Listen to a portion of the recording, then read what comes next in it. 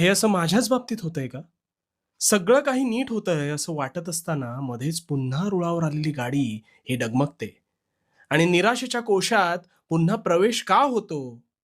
आता हेच सुरू आहे ना डोक्यात. आता ह्यातून तुला बाहेर काढतो, पण शांतपणे ऐक. आयुष्य म्हणजे चढ आणि उतार यांचा संगम असतो. तुला कधी दुःखाची झळ बसली असेल अथवा बसत असेल, तर ती सोसावी लागते. कारण त्यानंतर मिळणारं समाधान हे शब्दात मांडता येत नाही. दुःख हे तुला अनेक गोष्टी शिकवते. तुला कणखर आणि संयमी बनवते. पण लक्षात घे, सुख हे कधीच काही शिकवत नाही. ते दुःखानंतर बहरणारं इंद्रधनुष्यच असतं. आता इंद्रधनुष्य नेहमी दिसतं का आपल्याला? नाही ना. आणि दिसलं असतं तर त्याचं अप्रूप राहिलं असतं का? तसंच सुखाचं आहे. पावसात जसं इंद्रधनुष्य दुर्मिळ असतं, तसंच दुःखाच्या सावटानंतर येणारं सुख हे देखील दुर्मिळच असतं. सुखाच्या शोधात भटकू नकोस.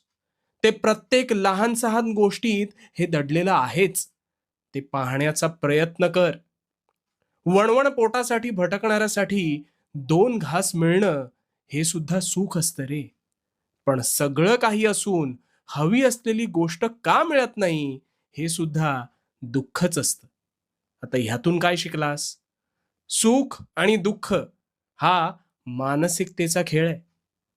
त्यामुळे समाधानी राहा. सुखाच्या शोधात कधीच भटकू नकोस. फुलपाखराप्रमाणे त्याच्या मागे जात राहिलास तर ते हातात मिळत नसतं. त्यापेक्षा शांत राहिलास की हळूच ते आपल्या जवळ येऊन बसतं बघ. तसंच सुखाचं आहे. शुद्ध कर्म करत राहा. सुख हे निश्चितच मिळेल. आणि हो, भिवू नकोस. भिवू नकोस कारण मी तुझ्या पाठीशी आहे. भिवू नकोस. मी तुझ्या पाठीशी आहे.